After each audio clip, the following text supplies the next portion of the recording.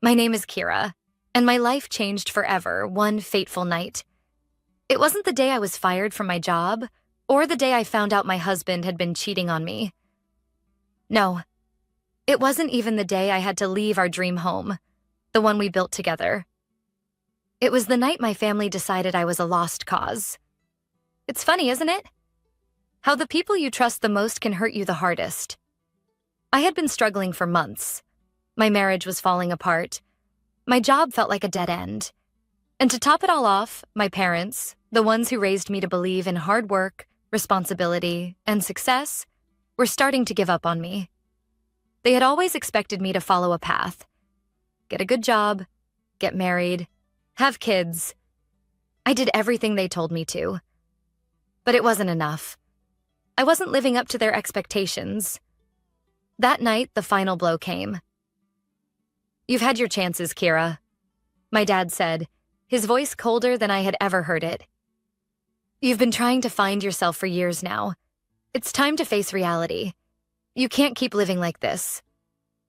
I stood there stunned. The words felt like they were being thrown at me, heavy and unforgiving. They weren't just rejecting my choices, they were rejecting me. I didn't ask for much, just a little understanding. I had tried to explain that I was pursuing something different, something more than just climbing the corporate ladder, but they didn't see it. They didn't get it. "You're out, Kira," my mother added, her voice barely above a whisper. But it hit me like a punch. "You've been living under our roof long enough. You need to get your life together. We can't keep cleaning up your mess." The sting of those words was too much to bear. I wasn't just being told to leave. I was being told I wasn't good enough. Not for them, not for anyone. I had one suitcase. One small suitcase for everything I owned, and nothing left but the broken pieces of a life I had tried so hard to rebuild. I grabbed it without a word, walking out the door, my heart pounding in my chest. The weight of rejection threatened to crush me as I made my way to the car, my hands trembling. The world outside felt cold too. I felt like a stranger in my own life. The night was dark, the streets empty, just like the pit in my stomach. No one cared. No one understood. I was alone. As I sat in my car, staring out at the empty road ahead of me, my phone buzzed. A text from my husband, David. "I'm sorry, Kira. I know I messed up, but I'm not the one who should be walking away from this." I laughed bitterly to myself. He was sorry? Really? After everything? After everything he had done? He didn't get to apologize. Not now. Not after he betrayed me. After I found out about the affair. My heart had already broken 1,000 times before, but this final blow, this feeling of being completely discarded, was worse than anything he could ever do. I tossed the phone onto the passenger seat and stared at the rearview mirror. For a moment, I considered calling my sister, or even my best friend. But I couldn't. My pride wouldn't let me. The loneliness and shame were too much to bear. I couldn't admit that I had failed, that I had nothing left. I drove aimlessly for what felt like hours, my mind spiraling, wondering what the next step could possibly be. What did I have left? I had no home, no family to turn to. And the one thing I had, my career, was a dead end. I was supposed to be successful. I was supposed to be someone. But instead, I felt like a failure. When I finally parked outside a small diner, I sat there for a while, lost in thought. The rain began to fall softly against the windshield, a quiet lullaby to my broken soul. That was when I remembered the lottery ticket. I had bought it months ago on a whim. I didn't even check the numbers. It had just been another thing. Something small. Something that maybe would make me feel a little less stuck. My grandmother had always believed in luck, and maybe I just wanted to believe in something too. I pulled out the crumpled ticket from my purse and checked the numbers on the app, half expecting to see the usual "try again" message. But as I stared at the screen, my eyes went wide. I couldn't believe what I was seeing. The numbers matched. The jackpot numbers. $28 million. In that moment, I felt the world stop. I sat frozen, staring at the phone screen, disbelief washing over me. I had won. I had actually won. But even then, I didn't know what to do with this new reality. How was it possible that I, who had been cast out with nothing but a suitcase, was now a millionaire? I wanted to laugh. I wanted to cry. I wanted to scream. I wanted to tell my parents what had just happened. I wanted to show them that I wasn't broken. But I didn't. I couldn't. Not yet. I wiped the tears from my eyes and took a deep breath. This wasn't just luck. It was a second chance.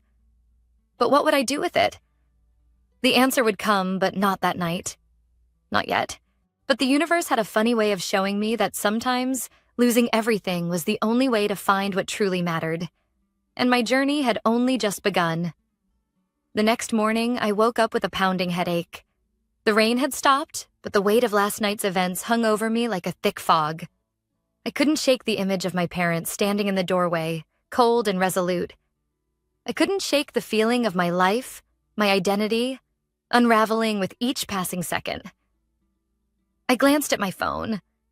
The notification from the lottery app was still open, the numbers flashing like a beacon in the dark. $28 million. The thought made my heart race again. The irony of it all, being cast aside with nothing but a suitcase, and now I had more money than I'd ever dreamed of. But it felt hollow, like a hollow victory. What good was this wealth if I couldn't share it with the people who mattered most? I called the lottery commission to confirm the details. They walked me through the process slowly, explaining what I needed to do, but their words felt distant, like I was listening through a fog. The reality of what had just happened still hadn't fully settled in. When I hung up, I was left alone with my thoughts again. The life I had known was over, but what was next? What was I supposed to do now? I had no job, no home, and now I had more money than I could ever have imagined. But how was I supposed to reinvent myself after everything that had happened? I grabbed my phone again and texted Amber, my best friend from college. I need to talk. Her reply came quickly. You okay? What happened? I didn't have the words to explain everything just yet, but I typed out a quick message. I'm in a bad place right now. Can we meet? Amber had always been my anchor when everything else felt chaotic.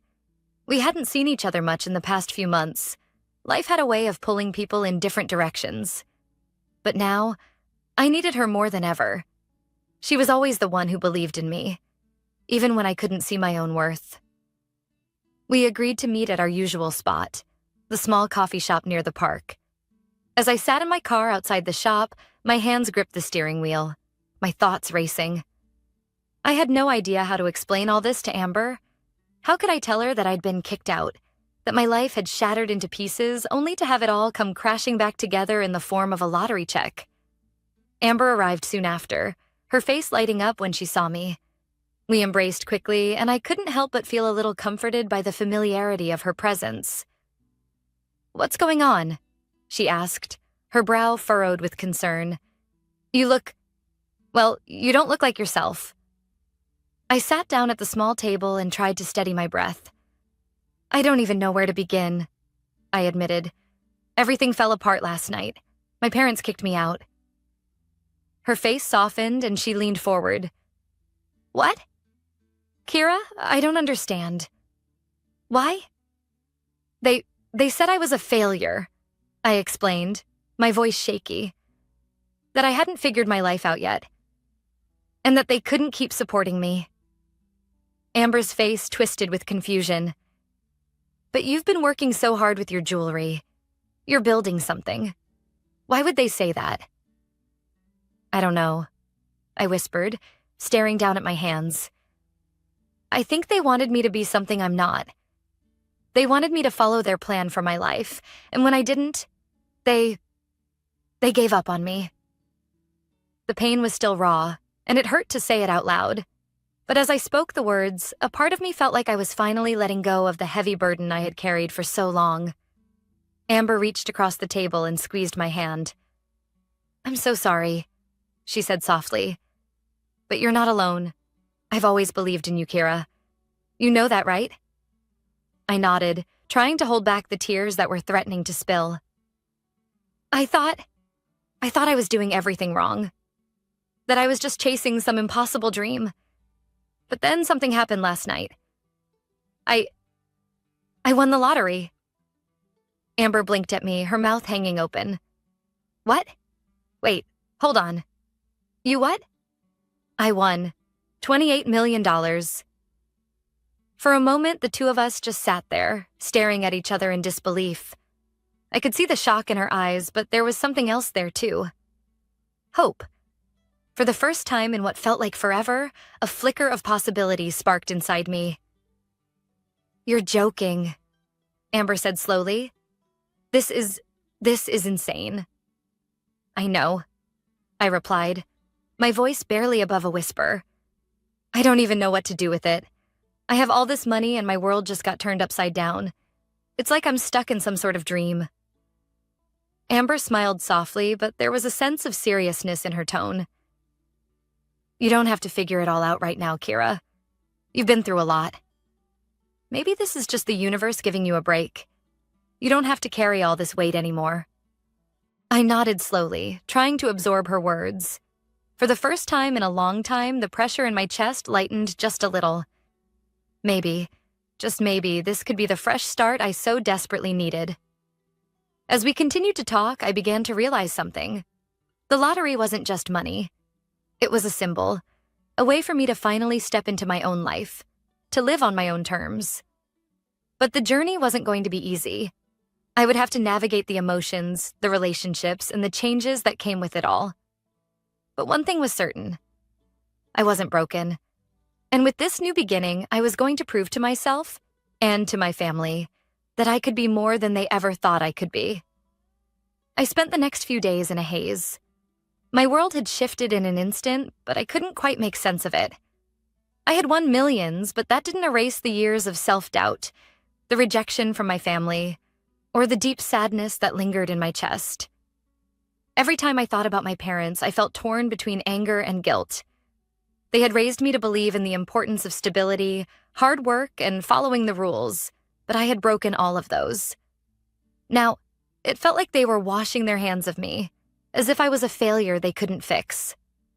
I spent the mornings at a nearby coffee shop, reading through the fine print of the lottery claim process, and the afternoons on my couch, staring at my phone, too afraid to make the call to my parents. What would I even say to them? They had dismissed me so easily, but now I was the one with the power. I could change everything. And yet, the thought of rubbing it in their faces didn't sit right with me. This money should feel like victory, but all I felt was emptiness. Amber checked in on me every day, offering her support and encouraging me to move forward. But the more I thought about my parents' rejection, the more confused I became about what to do next. Should I confront them? Should I tell them I had won? Show them how wrong they were to doubt me? Or should I just move on with my life, completely severing ties with a family who never truly understood me? But then, something happened that forced me to make a decision. It was a quiet Thursday afternoon when I received a message that shook me to my core. It was from my mother. Kira, we need to talk. Please call us. We've been thinking about everything and we want to apologize. I stared at the screen for what felt like an eternity. My heart raced as a wave of emotion hit me. Anger, confusion, even a little relief. My parents were apologizing? For everything they had said? For throwing me out? For giving up on me? It felt like too much to process all at once. I didn't know if I was ready to hear what they had to say. Part of me wanted to just ignore the message and keep moving forward with my new life. But another part of me, one that still longed for their approval, despite everything, wanted to hear them out. Maybe they had finally realized the error of their ways. I took a deep breath, my fingers hovering over the phone. Then I hit dial. The phone rang twice before my mother's voice filled the air. Kira? Is that you? I closed my eyes for a moment, trying to steady myself. Yes, it's me, I replied, my voice shaky. We're so sorry, honey, my mom said, her voice softer than I had ever heard it. "We know we've hurt you, and we can't take back what happened, but we want to make it right. We just didn't understand. We thought we were doing what was best for you." I stayed silent, listening to her words, unsure of how to respond. They sounded genuine, but how could I trust them after everything they had put me through? "We want to see you," she continued, her tone full of emotion. "Can we meet? We know we don't have the right to ask this, but we want to apologize in person." The request hung in the air, the weight of it settling deep within me. I had spent so many sleepless nights dreaming of this moment, hoping they would finally come to their senses. But now, standing on the edge of this new life, I wasn't sure if I could forgive them. I had my new future ahead of me. I had money, independence, the ability to live on my own terms. But at what cost? Could I really build the life I wanted without resolving the tension that still existed between us? I took another breath and answered, "Okay, let's meet. But I need some time before I can fully forgive you. This isn't something I can just forget." "I understand, Kira," my mom replied softly. "We'll wait for you." I ended the call, my hands shaking. A wave of exhaustion washed over me. I felt like I had been carrying the weight of the world on my shoulders. And now, just when I thought I could finally breathe, I was faced with a choice I wasn't ready to make. The days that followed were filled with uncertainty. I spent most of my time reflecting on my past, trying to decide how much of it I was willing to carry forward into this new chapter. The money was a blessing, but it also felt like a double-edged sword. Would I let it define me? Would I use it to prove my worth to the people who had never believed in me? The meeting with my parents was scheduled for the following Sunday. I spent the entire day before it pacing, contemplating every possible scenario. Would they apologize enough? Would they even understand how deeply their words had affected me? And most importantly, would they still love me after everything had changed? On Sunday afternoon, I found myself standing in front of their house, my heart pounding in my chest. The house that had once been my home now felt foreign, like a place where I didn't belong anymore. But I was here, and I had to face them, face the people who had been both my greatest supporters and my harshest critics. I knocked on the door, and when it opened, I was greeted by my mother. Her eyes were red, as if she had been crying. "Kira," she whispered, pulling me into a hug. "Thank you for coming." I didn't respond immediately. I just stood there for a moment, feeling the weight of the past and the uncertainty of the future pressing in on me. This was it. The moment I had been waiting for. But now I wasn't sure if it was enough. Would this apology heal the wounds they had caused? Could I ever truly move on from what they had done? I didn't have all the answers, but I knew one thing for sure. I wasn't the same person I had been when I left. I was stronger now. And whatever happened next, I was going to be okay. The following week was a blur. After my meeting with my parents, I felt like I had entered a new phase of my life. But the uncertainty lingered. I had allowed them back in, granted them the chance to explain themselves. But I still wasn't sure where I stood with them. How could I just forget everything they had said? How could I easily forgive them for kicking me out when I was at my most vulnerable? I spent the days following that meeting in a haze, focusing on the logistics of my newfound wealth. My phone was buzzing constantly with messages from the Lottery Commission, financial advisors, and even lawyers. Everyone wanted to talk to me about my future, about what steps I needed to take to secure my new fortune. And yet, amid all this, my mind kept drifting back to that moment when my parents apologized. It wasn't just their apology I was grappling with. It was the way they had treated me, the way they had dismissed me, believed that my dreams weren't worth supporting. But somewhere deep inside, a small part of me began to wonder, could I really move forward if I didn't let go of the past? Could I become the person I wanted to be without forgiving them? The thought terrified me. I wasn't ready to go back to the way things were, but I couldn't live in the bitterness that had consumed me either. I had to find a way to forgive. Not just them, but myself. That Friday afternoon, I sat down at my kitchen table, which had become my new sanctuary. The apartment I had rented was simple, but it felt like mine. The first time I'd truly been able to create a space for myself. It wasn't much, but it was everything I needed at that moment. I set my phone down and grabbed the pen and paper I had left scattered on the table. My business plans for the jewelry company I had always dreamed of building.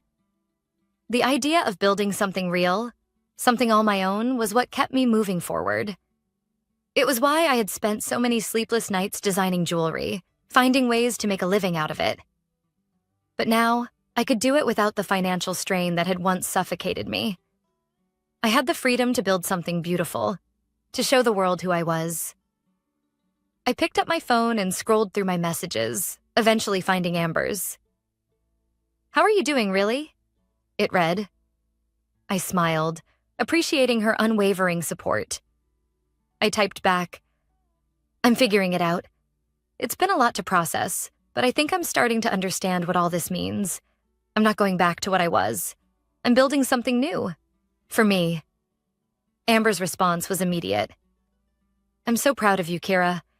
I know this is your time." And then something unexpected happened. A message popped up on my screen. This time from my father. "Kira, we've been thinking. We want to make things right. Can we come to see you? We want to help. We understand if you need time, but we're here." I stared at the message, feeling my heart constrict in my chest. My father had always been the more rigid one, the one who believed that success came from following a clear, structured path. It had always been hard for him to let go of his expectations for me, to see my artistic side as anything more than a hobby. But now he was asking to help. He was asking for a second chance. My hands trembled as I sat there, weighing the decision. I could turn them away, continue living my life without them. I had already proven that I didn't need their approval. I had money, I had freedom, and I had the beginnings of a future that was entirely my own. But as I sat there, thinking back on all the times my father had worked tirelessly to provide for us, all the ways he had been there, even if his love was sometimes conditional, I realized something. I wasn't ready to walk away completely. Maybe it wasn't about forgiveness for them. It was about forgiveness for myself. I had spent so many years believing that I was never good enough for them, and I couldn't let that define the rest of my life. I texted back, "I'm ready to talk. Sunday, 2 p.m. The words felt heavy as I sent them, as if I were giving up a part of my independence in exchange for the possibility of healing. But I had to take this step. Not for them, but for me. To prove that I wasn't a victim of my circumstances anymore. The next few days were filled with a mix of emotions. I worked on my jewelry designs, focusing on making pieces that spoke to me. Pieces that were bold and expressive, full of color and life. It was a way of reconnecting with the part of me that my family had never truly understood. My creative spirit wasn't something to be ashamed of.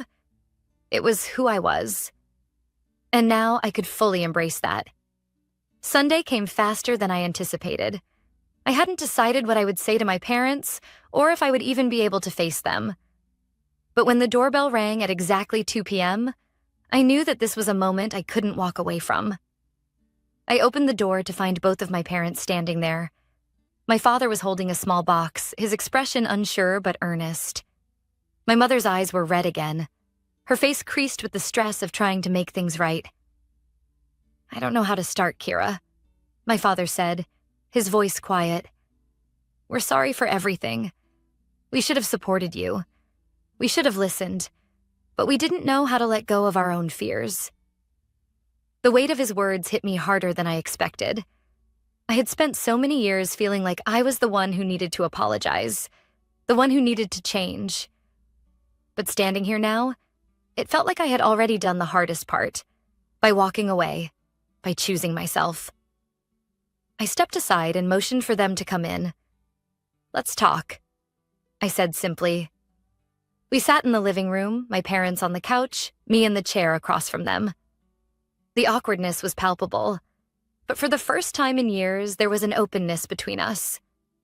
The barriers of pride and misunderstanding seemed to melt away as we talked. Really talked, for the first time in a long time. "I don't need your approval anymore," I said quietly, my voice steady. "But I do need you to respect the path I've chosen." My father nodded slowly. "We respect it. We do. We just didn't understand." "I know," I replied, "and that's why we're here now." The conversation continued, a slow unraveling of years of hurt, regret, and healing. And by the time they left, something had shifted. We weren't the same family we had been, but maybe, just maybe, we could rebuild something new. And for the first time in years, I felt the freedom to be fully myself. It had been 2 months since I first won the lottery. 2 months of ups and downs, of transforming my life from one of doubt and insecurity to something that felt almost too good to be true. Every day felt like a new beginning, but with every new step I took, I began to understand the true cost of success. My jewelry business, Kara's Creations, was flourishing in ways I never imagined. I had hired a small team to help with the designs and packaging, and the orders were coming in faster than I could keep up with. It was exhilarating to see my creations in the hands of people who appreciated them, people who understood what I was trying to build, what I was trying to express. But with the success came pressure. The pressure to keep up, to expand, to be more than just a jewelry designer. It wasn't enough anymore to simply create beautiful pieces. I had to be a businesswoman, a brand. I had to manage a team, negotiate with suppliers, and deal with all the logistics that came with running a company. I had been warned about this, the overwhelming nature of success, but nothing could have truly prepared me for the weight of it. It was one thing to dream of making a living doing what you love. It was another thing entirely to make that dream a reality and watch it grow beyond your control. It was on one of those stressful afternoons as I sat in my new office reviewing financial statements that I received a call that I had been dreading. It was from my mother. "Kira, we need to talk," she said, her voice shaky. "It's about your father." My heart sank. I had been slowly rebuilding my relationship with them, but it wasn't easy. My father still struggled to understand the path I had chosen, and there were times when he seemed to slip back into old patterns, questioning my decisions, my business, my future. I thought we had reached a place of understanding, but the way my mother's voice trembled made me afraid that something had changed. "What happened?" I asked, trying to stay calm, but my voice betrayed the anxiety that was rising in me. "It's your father," she repeated. He's not doing well, Kira. He's been having trouble with his health, and we need to talk about what comes next." I felt a wave of panic surge through me. My father had always been the pillar of our family, the strong one. To hear her say he was struggling, physically, emotionally, brought back all the memories of the man who had once dismissed me, who had pushed me away in pursuit of his own rigid expectations. "I'm coming over," I said without thinking. I didn't know what else to say, but I couldn't sit here anymore. The weight of the conversation hung in the air like a thick fog, but there was one thing I was sure of. I had to be there for him, no matter what had happened in the past. When I arrived at their house, my mother met me at the door, her face pale, her eyes swollen from crying. "Kira, he's been getting worse," she whispered, her voice barely audible. "He won't talk to me about it, but I know something's wrong." I stepped inside, my mind racing with questions. What was going on? Why hadn't my father told me himself? Why had he been keeping this from me? I found him in his study, sitting at his desk, his back hunched over, his face drawn with exhaustion. He looked older than I remembered, vulnerable in a way I had never seen him before. He didn't look like the father I had once feared, but rather the father I had always wanted. "Dad?" I asked softly, approaching him. "Mom said you're not feeling well. What's going on?" He looked up, his eyes tired, but there was something else there. Something I hadn't expected. Regret. "Kira," he said quietly. "I don't know how to say this, but I've been pushing myself too hard. The doctor said it's my heart. It's been giving me trouble for months, and I didn't want to admit it. I didn't want you to see me like this." The words hit me like a blow to the chest. My father, the man who had always been the strong one, the one who had told me to toughen up, to keep going no matter what, was admitting that he couldn't do it anymore. And in that moment, I realized something that shook me to my core. I had spent so much time trying to prove myself to him, trying to show him that I was capable, that I was enough, that I had failed to see the man behind the walls he had built around himself. "Dad," I said, my voice breaking, "why didn't you tell me? Why didn't you let me in?" He sighed deeply, rubbing his temples. "I didn't want to burden you, Kira. You've been through so much already. You've worked so hard to build your life, and I didn't want to be the reason you felt like you had to take care of me." Tears welled up in my eyes as I walked over to him and placed my hand on his shoulder. "Dad, I'm not a little girl anymore. I don't need you to be perfect. I need you to be honest with me. We can face this together."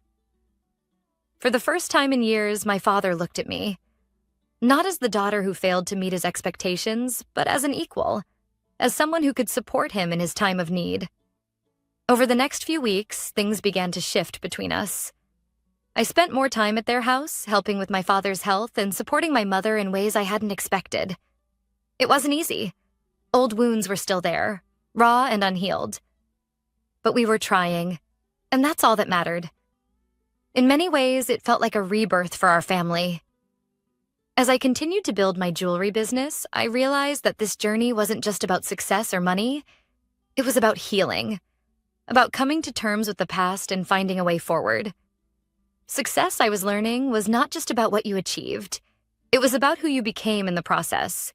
And the more I worked to repair my relationships, to face the things I had been avoiding, the more I realized that the true wealth I had was not in my bank account, but in the people around me, the ones who had always been there, even when I hadn't been able to see it.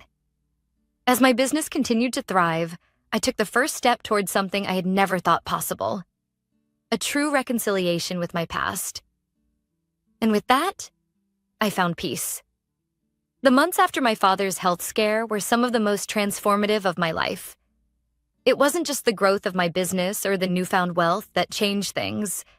It was the way my relationships began to shift.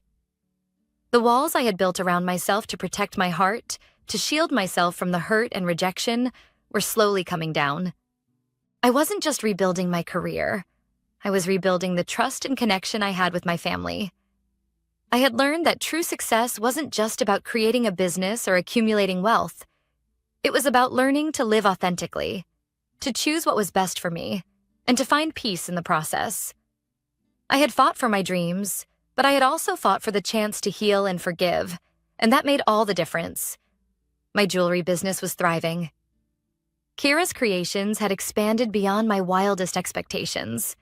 I was now designing pieces for high-end clients, even celebrities who wanted to wear something uniquely personal. It wasn't just about creating beautiful jewelry anymore. It was about creating a brand that represented me, my story, and my journey. But success wasn't without its challenges.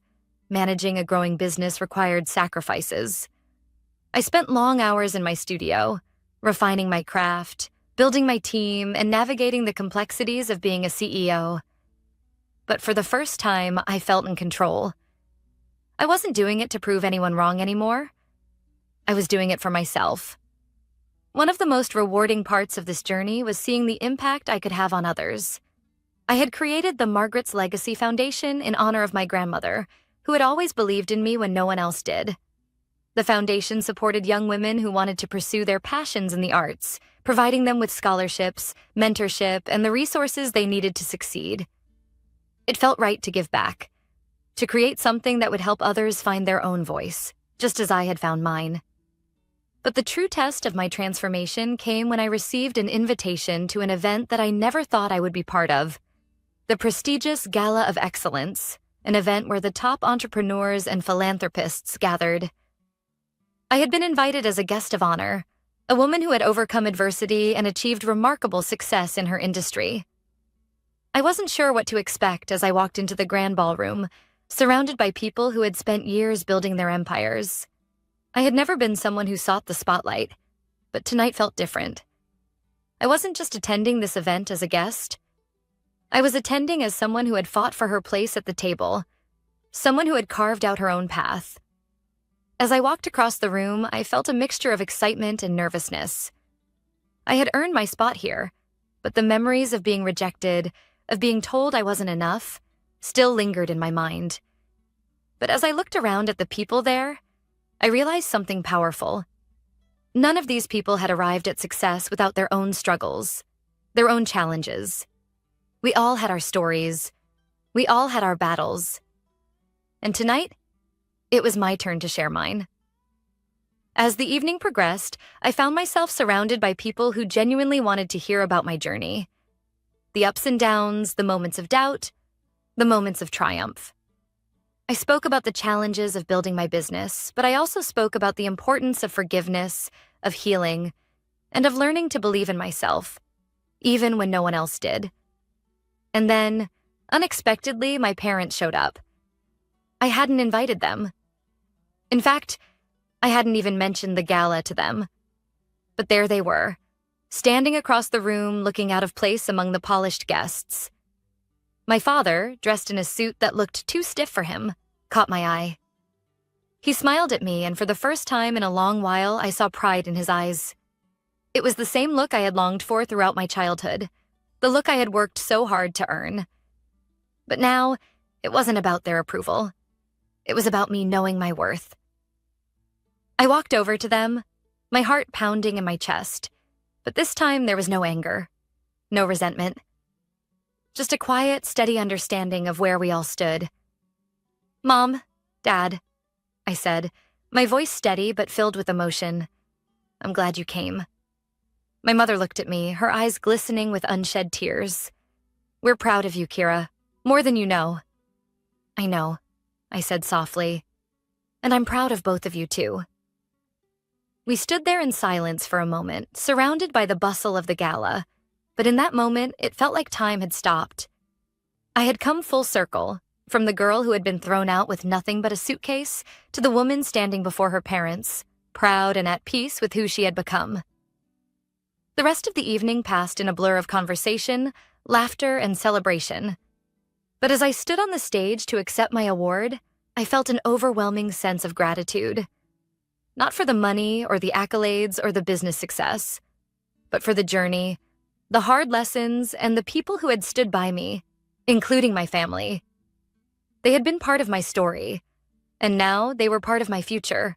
As I spoke into the microphone, I shared my story with the audience, about the challenges, the struggles, and the unexpected twist of fate that had changed everything. I talked about the importance of following your heart, of never giving up, and of always believing in yourself, even when it felt like the world was against you. And as I finished my speech, I looked out into the crowd, my heart full, and realized that everything I had gone through, the pain, the rejection, the uncertainty, had led me to this moment. A moment where I was finally standing in my truth, no longer defined by others' expectations, but by my own. The true victory, I realized, was not in the success I had achieved, but in the woman I had become along the way. And that in itself was worth more than any prize or recognition.